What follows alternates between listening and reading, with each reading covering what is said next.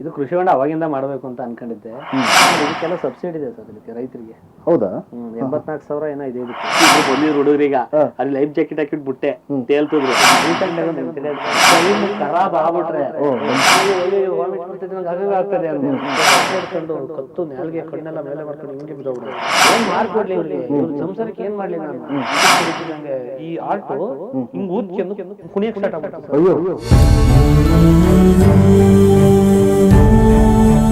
Sir. ಇದು ತುಂಬಾ ಖುಷಿ ಆಗುತ್ತೆ ಸರ್, ಯಾಕಂದ್ರೆ ಇದು ಹೊಂಡ ಒಂಥರ ತಂಪಾಗೂ ಇದೆ. ಅಂದ್ರೆ ಈಗ ಇದು ಹೆಂಗ್ ಸರ್ ಐಡಿಯಾ ಬಂದಿದೆ ನಿಮ್ಗೆ? ಇದು ಕೃಷಿ ಹೊಂಡ ಅವಾಗಿಂದ ಮಾಡಬೇಕು ಅಂತ ಅನ್ಕೊಂಡಿದ್ದೆ. ಈಗ ರೀಸೆಂಟ್ ಆಗಿ ಸ್ವಲ್ಪ ತಲೆಗೆ ಬಂತು, ಯಾವಾಗ ನೀರು ಸ್ವಲ್ಪ ಗ್ಯಾಪ್ ಹೊಡಿತಿರ್ತಲ್ವಾ, ಇದಿದ್ರೆ ಕೃಷಿಗೆ ನೀರಿದ್ರೆ ಒಂದ್ ಅರ್ಧ ಜಮೀನು ಹೊಡ್ಕೋಬಹುದು. ಸ್ಟಾಕ್ ಹೊಡ್ಕೊಂಡಾಗ ಇದರಿಂದ ಅದಕ್ಕೆ ಸ್ವಲ್ಪ ಜಮೀನಿಗೆ ಹೊಡ್ಕೊಂಡಾಗ ಚೆನ್ನಾಗಿರುತ್ತೆ. ಆಮೇಲೆ ಇದಕ್ಕೆಲ್ಲ ಸಬ್ಸಿಡಿ ಇದೆ ಸರ್ ಇದಕ್ಕೆ ರೈತರಿಗೆ. ಹೌದಾ? 84,000 ಏನೋ ಇದೆ ಇದಕ್ಕೆ. 14,000 ಫೆನ್ಸಿಂಗ್ ಹಾಕಿದ್ರೆ, ಅದು ಯಾರು ಹಾಕಿದ್ರು ಕೃಷಿ ಹೊಂಡ ಮಾಡಿದ್ರು ಸುತ್ತ ಫೆನ್ಸಿಂಗ್ ಹಾಕ್ಲೇಬೇಕು. 10 ಅಡಿ ಆಳ 70 ಅಡಿ ಅಗಲ ಹೊಡಿಬೇಕು ಇದಕ್ಕೆ. ಇನ್ನು ಎಲ್ಲ ಸೇರಿ 1,04,000 ಅಷ್ಟ ಬಿಲ್ ಇದೆ ಇದು ಟೋಟಲ್. ಅದರಲ್ಲಿ 84,000 ರೂಪಾಯಿ ಸಬ್ಸಿಡಿ ಎಲ್ಲ ಸೇರಿ ಅಷ್ಟೇ ಬರುತ್ತೆ. ಒಂದು ಎಲ್ಲ ಸೇರಿ ಫೆನ್ಸಿಂಗ್ ಏನ್ ಬರುತ್ತೆ ಸುತ್ತ, ಅದು ಕೃಷಿ ಹೊಂಡ ಮತ್ತೆ 2 ಪೈಪ್ ನೀರು ಹೋಗಕ್ಕೆ, ಮಳೆ ನೀರು ಬಂದ ಒಳಗೆ ಬರೋದು ಇಲ್ಲ ತುಂಬಾ ಆಚೆಗೆ ಹೋಗುತ್ತಾರೆ, 2 ಪೈಪ್ ಹಾಕ್ಸ್ಬೇಕು ಸಿಮೆಂಟ್. ಎಲ್ಲ ಸೇರಿ 1,05,000 ಅಷ್ಟೇ ಚಿಲ್ಲರೆ ಬರುತ್ತೆ ಬಿಲ್. ಅದು ಮಳೆ ನೀರು ಬಂದ್ರೆ ಒಳಗಡೆ ಬರೋದು ಇಲ್ಲ. ಮಳೆ ನೀರು ಬರ್ದಂಗೆ ಎಲ್ಲೂ ಮಾಡಿಲ್ಲ. ಫ್ಯೂಚರ್ ಪ್ಲಾನಿಂಗ್ ಇದೆ, ಫ್ಯೂಚರ್ ಪ್ಲಾನ್ ಇದೆ, ಬಂದು ಮಾಡಿಸ್ತೀನಿ. ಈಗ ಒಟ್ಟಲ್ಲಿ ನಮ್ ಡೈಲಿ ನೀರು ಇದಕ್ಕೆ ಹೋಗುತ್ತೆ. ಈ ನೀರು ತುಂಬಿ ತೋಟಕ್ಕೆ ಹೋಗಿ ಮಾಡಿದೀನಿ ಅಡಿಕೆಗೆ. ಅಂದ್ರೆ ಬರೀ ಈ ಮೀನುಗಳಿಗೋಸ್ಕರ ಮೀನಿದೆ ಇದ್ರೊಳಗೆ. ಎಷ್ಟಿದೆ ಸರ್ ಮೀನು? ಇದ್ರಲ್ಲಿ ಒಂದು 6,000 ಬಿಟ್ಟಿದ್ದೀನಿ. 6,000? ಬಟ್ ಅಷ್ಟೆಲ್ಲ ಉಳಿಯಲ್ಲ. ಒಂದ್ 3,000 ಉಳಿತಾರೆ, ಒಂದ್ 2,500-3,000 ಉಳಿತಾರೆ, ಒಂದ್ 2-3,000 ಸತ್ತೋಗ್ತೇವೆ. ಓಕೆ, ಅಂದ್ರೆ ಚಿಕ್ಕ ಚಿಕ್ಕ ಮರಿಗಳು ಎಲ್ಲ ಗೌರಿ ಮೀನ್ ಬಿಟ್ಟಿದ್ದೀನಿ. ಎಷ್ಟಿರುತ್ತೆ ಸರ್ ಅದು ಒಂದು ಕಾಸ್ಟ್? ಅದೆಲ್ಲ ಸಬ್ಸಿಡಿನೇ ಸರ್. ಅದು ಇದು ಕೊಡ್ತಾರೆ. 2,000 ಮೀನಿಗೆ 600 ರೂಪಾಯಿ ಅಂತ ಅಂತಾರೆ. ಎಷ್ಟು ಟೈಮ್ ಬೇಕಿದೆ ಅದನ್ನ? ಒಂದು 10 ತಿಂಗಳು ಬೇಕು. 10 ತಿಂಗಳು? 6 ತಿಂಗಳು, 3 ತಿಂಗಳು, 5 ತಿಂಗಳು ಅಂತಾರೆ. ಒಂದು 10 ತಿಂಗಳಿಲ್ಲ 1 ವರ್ಷ ಬೇಕು. ಎಷ್ಟು ಬರುತ್ತೆ ಸರ್ ಒಂದು ಇನ್ ಕೇಸ್ ಆದಾಯ ಬಂದ್ರೆ? ಆದಾಯ ಬಂದ್ರೆ ಒಂದು 2 ಲಕ್ಷ ಬರ್ಬೋದು. ಓಕೆ. ಖರ್ಚೇನು ಮಾಡಿಲ್ಲ ಸರ್. ಈಗ ಅದಕ್ಕೆ ಫುಡ್ ಇಲ್ಲ ಸರ್? ಫುಡ್ ಏನ್ ಜಾಸ್ತಿ ತಿನ್ನಲ್ಲ ಸರ್. ಗೌರಿ ಮೀನೆಲ್ಲ ಏನ್ ಗೊತ್ತಾ, ಈ ನಮ್ ನಾಟಿ ಕ್ರಾಸ್ ಇರ್ತಾವಲ್ಲ ಆ ತರ ಸ್ವಲ್ಪ ಮೀನು, ನಾಟಿ ಕ್ರಾಸ್ ತರ. ಈ ರೂಪ್ಚಂದು ಒಂದಿಷ್ಟು ಯಾವನೋ ಬಂದವ ಈಗ ಮೀನು 5 ತಿಂಗಳು 6 ತಿಂಗಳಿಗೆಲ್ಲ ಬೆಳವಣಿಗೆ ಆದಂತ ವೈಟೆಕ್, ಅವೆಲ್ಲ ನಮ್ಮ HFS ಗಳಿದ್ದಂಗೆ. ತುಂಬಾ ಮೇಂಟೈನ್ ಮಾಡಬೇಕು. ಇವೆಲ್ಲ ಏನಿಲ್ಲ ಸರ್, ಕಡ್ಲಕಾಯಿ ಹಿಂಡಿ ಒಂದಿಷ್ಟು ಏನೋ ಅನ್ನಪನ್ನ ಹೆಂಗಿರೋ ಸೊಸೈಟಿ ಉಳಿದದ್ದೆಲ್ಲ ತೆಗೆದು ಹಾಕಿದ್ರೆ ತಿನ್ಕತಾ ಇರ್ತದೆ. ಅಲ್ಲೇ ನೋಡಿ, ಅಲ್ಲೇ 1-1.5 ಇಂಚ್ ಬಂದಿದೆ, ಕಾಣಿಸ್ತಿದೆ. 1.5 ಇಂಚ್ ಇದಾವೆ. ಇಷ್ಟು ಮರಿ ಅರ್ಧ ಇಂಚ್ ಇರ್ಲಿಲ್ಲ, ಎಷ್ಟಿತ್ತು. ಎಷ್ಟಡಿ ಸರ್ ಇದು? 10 ಅಡಿ ಪ್ಲಾನ್ ಇರೋದು ಸರ್ ಇದು. ನಾನು ಇಲ್ಲಿ ಸ್ವಲ್ಪ ಹೋಗೋರು ಯಾರು ಸುಮ್ಮನೆ ಬಿದ್ಬಿಟ್ಟವ್ರು ಅಂತ ಭಯಕ್ಕೆ 5.5 6 ಅಡಿ ತೆಗ್ಸಿದೀನಿ. ಅಂದ್ರೆ ಎಲ್ಲ ಬರ್ತಾರೆ ಹುಡುಗರೆಲ್ಲ? 6 ಬರ್ತಾರೆ ಸರ್. ನಾನು ಊರಿಗೆ ಬಂದ್ರೆ ವಾರಕ್ಕೊಂದ್ಸತಿ ಬಂದವ್ರು ಬಂದೇ ಬರ್ತೀನಿ. ಬಿದ್ಬಿಡೋದು ಬಂದ್ರೆ ಬರ್ತಾವೆ, ಮಾತಾಡಿಸ್ತಾರೆ. ಕೆಲವರಿಗೆ ನಾನೇ ಬೇಜಾರಾದ್ರು ಫೋನ್ ಮಾಡ್ತೀನಿ. ಈಜು ಹೊಡಿತಾವೆ ಬರ್ತಾರೆ. ಅಂದ್ರೆ ನಮಗೆ ಫ್ರೆಶ್ ನೀರು ಇರುತ್ತಲ್ಲ, ಹಿಂಗ್ ತುಂಬಿ ಇಮಿಡಿಯೇಟ್ಲಿ ಹರಿತಾ ಇರುತ್ತೆ ನೀರು ಡೈಲಿ ತೋಟಕ್ಕೆ. ಹಂಗಾಗಿ ಇದು ಗಲೀಜಿರಲ್ಲ ಜಾಸ್ತಿ. ಮೀನಿಗೂ ಹರಿಯೋ ನೀರು ಇರ್ಬೇಕು ಬೆಳವಣಿಗೆ ಆಗಕ್ಕೆ. ಹಂಗೆ ನಿಂತ್ರೆ ಮೀನುಗಳು ಬೆಳವಣಿಗೆ ಆಗಲ್ಲ. ಹರಿತಾ ಇರುವ ಹೊಸ ನೀರು ಬರ್ತಾ ಇರ್ಬೇಕು, ಆಗ ಸ್ವಲ್ಪ ಚೆನ್ನಾಗಿ ಪ್ರೋಟೀನ್. ಎಷ್ಟು ದಿನಕ್ಕೊಂದ್ಸರಿ ಚೇಂಜ್ ಆಗ್ತಿರ್ಬೇಕು ರೊಟೇಷನ್? ವಾರಕ್ಕೊಂದ್ಸತಿ. ನೀವಾದ್ರೂ ಅಟ್ಲೀಸ್ಟ್ ಇದಕ್ಕೆ ಈ ನೀರನ್ನ ಮತ್ತೆ ಇದಕ್ಕೆ ಉಪಯೋಗಿಸ್ಕೊಳ್ತೀರಿ ಗಿಡಗಳಿಗೆಲ್ಲ. ಬಟ್ ಇನ್ ಕೇಸ್ ಕೆಲವರು ಇದಕ್ಕೆ ಅಂತಾನೆ ಪರ್ಟಿಕ್ಯುಲರ್ ನೀರು ಇಲ್ಲ, ಯಾರ್ಯಾದ್ರೂ ಚೇಂಜ್ ಮಾಡೇ ಮಾಡ್ತಾರೆ ಸರ್. ಬಟ್ ಬೇರೆ ಹೆಂಗ ಗೊತ್ತಿಲ್ಲ. ನಾನು ಇದೇನ್ ಅದನ್ನ ಬ್ರಹ್ಮವಿದ್ಯೆ ಅಲ್ಲ, ನಮ್ ತಲೆಯಲ್ಲಿ ಹೆಂಗೈತೆ ಅದನ್ನ ಮಾಡ್ಕೊಂಡು ಹೋಗ್ತೀನಿ. ಅತಿಯಾಗಿ ಅದನ್ನ ತುಂಬಾ ಇದ್ ಮಾಡ್ಕೊಂಡು ಸೀನೇ ಇಲ್ಲ ಸರ್. ನಾನೇನು ಅಡ್ಡೇಟ್ ಮೇಲೆ ಗುಡ್ ಡೇಟ್ ಅಂತ ಮಾಡ್ತೀನಲ್ಲ, ಅವೆಲ್ಲ ಅವೇ ಸಕ್ಸಸ್. ಬಹಳ ಸೈಂಟಿಸ್ಟ್ ತರ ಏನೋ ಕಂಡು ಹಿಡಿತಾ ಇದ್ನಿ ಅಂತ ಎಲ್ಲ ಮಾಡೋ ಅನ್ನೋ ತರ ಹೋದ್ರೆ ಬರಲ್ಲ. ಈಗ ಹೆಂಗ್ ಬಿಟ್ಟಿದ್ದೀನಿ ಚೆನ್ನಾಗವ ಮೀನು, ತಲೆ ಕೆಡಿಸ್ಕೊಳಕ್ ಹೋಗಲ್ಲ. ಯಾರ ಬಂದಾಗ ಈಜ್ ಹೊಡಿತಾರೆ. ನನಗೇನು ಈಜ್ ಬರಲ್ಲ. ನನಗೆ ಈಜ್ ಬರಲ್ಲ. ಅದಕ್ಕೆ ಲೈಫ್ ಜಾಕೆಟ್ ತರಿಸಿದೀನಿ 2. ಅದಕ್ಕೆ ಇಬ್ರು ಬಂದಿದ್ರು ಹುಡುಗರೀಗ, ಅಲ್ಲಿ ಲೈಫ್ ಜಾಕೆಟ್ ಹಾಕಿಟ್ ಬಿಟ್ಟೆ ತೇಲ್ತಿದ್ರು. ಈಗ ನಾನು ಹೋಗಿ ತೇಲ್ತೀನಿ. ಈಗ ಎಕ್ಸ್ಪೆರಿಮೆಂಟ್ ಇಲ್ಲ, ಅವ್ರಿಗೆ ಹಗ್ಗ ಕಟ್ಬಿಟ್ಟೆ ಸರ್. ಹೇಳ್ತೀನಿ ಕೇಳಿ, ಟೈಮ್ ಖರಾಬ್ ಆಗ್ಬಿಟ್ರೆ ಯಾರು ನೋಡಲ್ಲ ಸರ್. ನೀವು ಹೇಳ್ತೀನಿ ಕೇಳಿ, ನಿಮ್ಮ ಟೈಮ್ ಚೆನ್ನಾಗಿರ್ಲಿ, ನೀವ್ ಎಂತ 10 ಅಡಿ ಆಳಕ್ ಹೋದ್ರು ನಿಮ್ನ ಯಾರ ಕಾಪಾಡಕ್ ಬಂದ್ಬಿಡ್ತಾನೆ. ನೀವ್ ಟೈಮ್ ಚೆನ್ನಾಗಿಲ್ಲ ಅಂತ ಅನ್ಕಡಿ ಸುಮ್ನೆ ಈಗ ಏನೋ ಒಂದ್ ಲೈಫ್ ಜಾಕೆಟ್ ಹಾಕಿ ಬಿಟ್ಟೆ, ತೇಲಿಲ್ಲ, ಮುಳುಗ್ದ. ನಾವ್ ಆ ಕಡೆ ಇಂಟರ್ವ್ಯೂ ಮಾಡ್ತಾ ಇದ್ವಿ ಅನ್ಕಳಿ. ಆ ಗಾಚಾರಕ್ಕೆ ಅವ್ನಿಗೆ ಏನೋ ಹೆಚ್ಚು ಕಮ್ಮಿ ಆಯ್ತು. ಆಗ ಅವ್ರ ಮನೆಯವರೆಲ್ಲ ಬಂದ್ರು, ಎಲ್ಲೋಗ್ಲಿ ಸರ್, ಓಲಿ ಮನೆ ಮಠ ಮಾರೋಣ ಅಂದ್ರೆ ಇದು ನನ್ನ ಹೆಸರಲ್ಲಿಲ್ಲ, ನಾವ್ ಅಪ್ ಮಾಡಿ ಇಟ್ಟು ಇರೋದು. ಇನ್ ನಾವೇನ್ ಎಲ್ ಮಾರೋದು, ಏನ್ ಮಾಡ್ಕೇಳದ್ ನಾವು. ಅದಕ್ಕೆ ನಾನು ಯಾವ್ದಕ್ಕೂ ಹಗ್ಗ ಕಟ್ಬಿಟ್ಟಿದ್ದು, ನಾನು ಹಗ್ಗ ಕಟ್ಟಿದ್ದೆ ನೋಡಿ. ಅವಾಗ ಅವ್ನು ತೇಲ್ತಿದ್ದ. ನೀವ್ ಈಗ ಒಂದ್ ರೀಸೆಂಟ್ ಆಗಿ ಒಂದು ಇನ್ಸಿಡೆನ್ಸ್ ನಡೀತು, ಅದ್ ಹೇಳ್ಬೇಕೋ ಬೇಡವಾ ಗೊತ್ತಿಲ್ಲ. ಟೈಮ್ ಅನ್ನೋದು ಹೆಂಗೆ ಅಂದ್ರೆ, ನಾನು ಜಿಮ್ಗೆ ಹೋಗಿದ್ದೆ. ಹೇಳ ಪರವಾಗಿಲ್ವಾ? ರೀಸೆಂಟ್ ಆಗಿ ಜಿಮ್ಗೆ ಹೋಗಿದ್ದೆ. ಅಲ್ಲಿ ಏನಾಯ್ತು, ಜಿಮ್ಗೆ ಹೋಗಿ ಹಾಗೆ ನಾ ಕೂತಿದ್ದೆ ಸರ್, ಯಾವ್ದೋ ನನ್ನ ತಲೆ ಬಿಸಿಲು ನಾನು ಕೂತಿದ್ದೆ. ನನ್ನ ಹತ್ರ ಒಂದು BCW ಏನೋ ಒಂದು ಪ್ರೋಟೀನ್ ಪ್ರೀ ವರ್ಕೌಟ್ ಏನೋ ಒಂದು 5 ಅದನ್ನ ನಾನು ಹಾಕಂತೀನಿ. ಪ್ರೀ ವರ್ಕೌಟ್ ಅಂತ ಎಲ್ಲರೂ ಹಾಕ್ತಾರೆ, BCW ಒಂದ್ ಸ್ವಲ್ಪ ಸುಸ್ತಾದಾಗ ಹಾಕ್ತಾರೆ ಅಂತ ಕೊಡ್ತಾರೆ. ನಾನು ಏನಂತ ಜಿಮ್ ಬಾಡಿ ಬಿಲ್ಡರ್ ಟ್ರೈನರ್ ಅಲ್ಲ ನಾನು, ಬಟ್ ಏನೋ ನಾನು ಸಿನಿಮಾಗೆ ಹೆಂಗ್ ಬೇಕೋ ಹಂಗ್ ರೆಡಿ ಆಯ್ತೀನಿ. ಬಟ್ ನಾನೇನೋ ಪ್ರೀ ವರ್ಕೌಟ್ ಎಲ್ಲ ಹಾಕ್ತಾರೆ ಅಂದ್ಬಿಟ್ಟು ನಮ್ಮ ಟ್ರೈನರ್ ಯಾರೋ ಒಂದು ಕೊಡ್ಸಿದ್ರು, ಅದನ್ನ ಹಾಕಂತ ಇದ್ದೆ.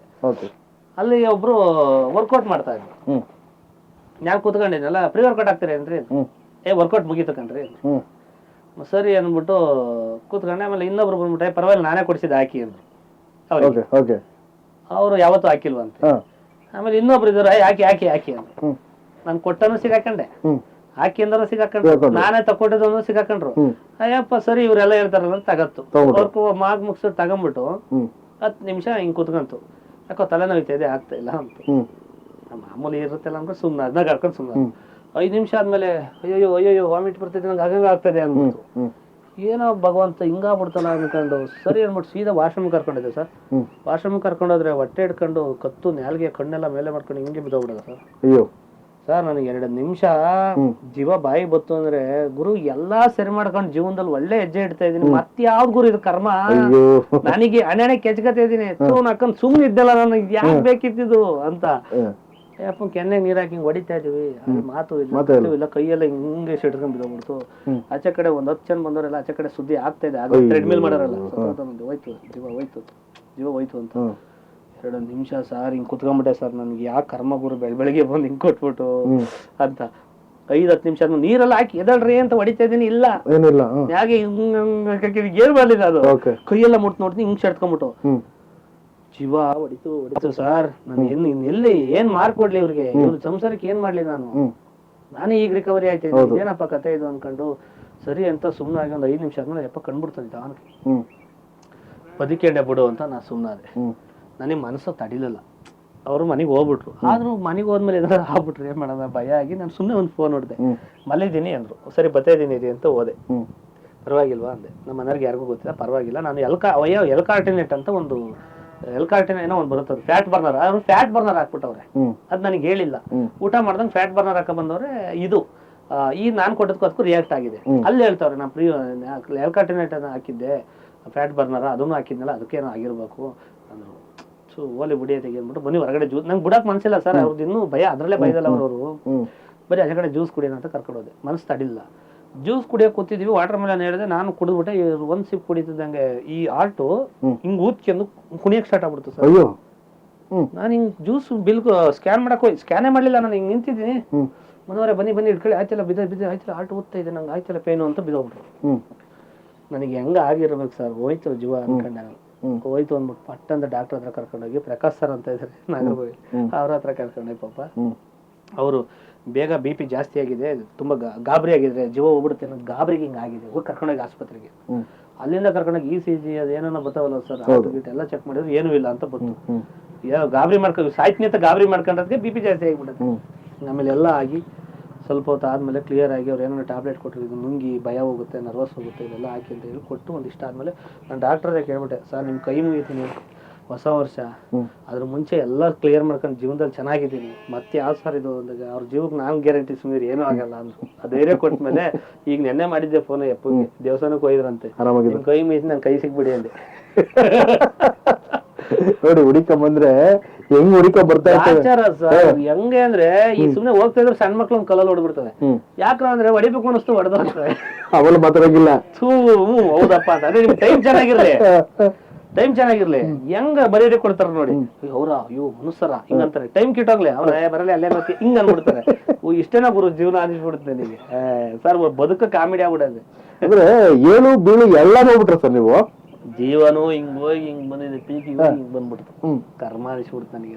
ಏನ್ ಅನ್ಸುತ್ತೆ ಈಗ ಎಲ್ಲಾ ತರ ಲೈಫ್ ನೋಡ್ಬಿಟ್ರಿ ಅಂದ್ರೆ ಇವತ್ತಿಗೆ ನೋಡೋದಾದ್ರೆ ಇವತ್ತು ಹೆಂಗೆ ಲೈಫ್ ಹೆಂಗ್ ಇದ್ ಮಾಡ್ಕೋಬೇಕಂದ್ರೆ ಇವತ್ತು ಏನು ಇಲ್ದಾನೆ ಒಂದ್ ಸ್ವಲ್ಪ ಮೇಲ್ಗಡೆ ಬಂದ್ರಿ, ಹೆಸರು ಮಾಡಿದ್ರಿ, ಎಲ್ಲ ಇದ್ ಮಾಡಿದ್ರಿ, ಮತ್ತೆ ಒಂದಷ್ಟು ಏರಿಪೇರುಗಳು ಅವೆಲ್ಲ ಇದ್ ಮಾಡ್ಕೊಂಡಾದ್ಮೇಲೆ ಮನುಷ್ಯಂಗೆ ಬರೋದು ಇದು ಅಂತ ಫಿಕ್ಸ್ ಆಗ್ಬಿಟ್ಟಿದ್ದೀನಿ ಸರ್, ಬಂಡೆ ಆಗ್ಬಿಟ್ಟಿದ್ದೀನಿ.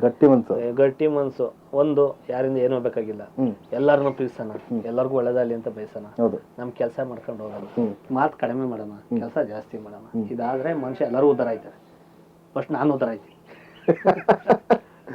ಫಸ್ಟ್ ಸ್ವಾರ್ಥ, ಆಮೇಲೆ ನಿಸ್ವಾರ್ಥ. ಎಲ್ಲರೂ ಬೇಕು, ಯಾರು ಬೇಡ ಅಂತ ನಾವು ಚೆನ್ನಾಗಿದ್ರೆ ಎಲ್ಲರೂ ಚೆನ್ನಾಗಿರ್ತಾರೆ. ಎಲ್ಲರೂ ಚೆನ್ನಾಗಿರ್ತಾರೆ. ಮಾತು ಕಡಿಮೆ ಮಾಡಿದಷ್ಟು ಕೆಲಸ ಜಾಸ್ತಿ ಆಗುತ್ತೆ. ಹೌದು, ಕೆಲಸದಿಂದ ಜಾಸ್ತಿ ಹೋಗ್ಬೇಕು. ನೀವು ಎಲ್ಲಿ ಜಯಕಾರ ಪೈಕಾರ ಅಂತ ಹೋಗ್ತೀರಾ, ಬರೀ ಸಾಲ ಮಾಡ್ಕೊಂಡಿರ್ತೀರ ಸಾಲಗಳು ಸಾಲಗಳು ಇರ್ತವೆ ಅಷ್ಟೇ, ಯಾರು ಬರಲ್ಲ. ಸರ್, ಈಗ ಒಂದಷ್ಟು ಖ್ಯಾತಿ ಪಡೆದ್ರಿ, ಖ್ಯಾತಿ ಪಡೆದಷ್ಟು ಇದಕ್ಕೆ ಕಾರ್ಯಕ್ರಮಗಳಿಗೆ ಅಲ್ಲಿ ಇಲ್ಲಿ ಕರಿತಾ ಇರ್ತಾರೆ.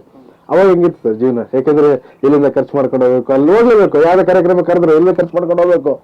ಇಲ್ಲ ಸರ್, ಕೆಲವು ಕಡೆ ಪೇಮೆಂಟ್ ನಾನು ಇಸ್ಕೊಂತೀನಿ, ಕೆಲವು ಕಡೆ ಬೇಕಾದ್ರೆ ನಾನು ಇಸ್ಕೊಳ್ಳಲ್ಲ. ಕಾರಣ ಅಂದ್ರೆ ಅವ್ರು ನಾನು ಸ್ವಲ್ಪ ಸಿನಿಮಾಗೆ ಸಪೋರ್ಟ್ ಮಾಡಿರ್ತಾರೆ, ಕೆಲವು ನನ್ನ ಫಂಕ್ಷನ್ಗಳಿಗೆ ಫ್ರೀಯಾಗಿ ಬಂದಿರ್ತಾರೆ, ಕೆಲವೆಲ್ಲ ನನ್ನ ಬ್ಯಾನರ್ ಕಟೌಟ್ ಎಲ್ಲ ಫ್ರೀಯಾಗಿ ಹೊಡೆದಿರ್ತಾರೆ, ಅಂಥವ್ರಿಗೆ ನಾನು ದುಡ್ಡು ತಗೊಳ್ಳಲ್ಲ. ಕೆಲವ್ರಿಗೆ ಏನೋ ನನಗೆ ಹೆಲ್ಪ್ ಮಾಡಿಲ್ಲ ಅಂದ್ರೆ ನಾನು ದುಡ್ಡಲ್ಲೇ ಅವ್ರನ್ನ ಮಾತಾಡ್ಸೋದು, ದುಡ್ಡು ಕೊಡಿ ನಾನು ಬರ್ತೀನಿ, ಇಲ್ಲ ಅವ್ರು ಬರೋಲ್ಲ. ನಮ್ಗೆ ಹೊಟ್ಟೆ ಪಡೋದಿರುತ್ತೆ, ಜೀವನ ಇರುತ್ತೆ ಅನ್ಕೊಂಡು ಅದನ್ನ ಮಾತಾಡೋದು.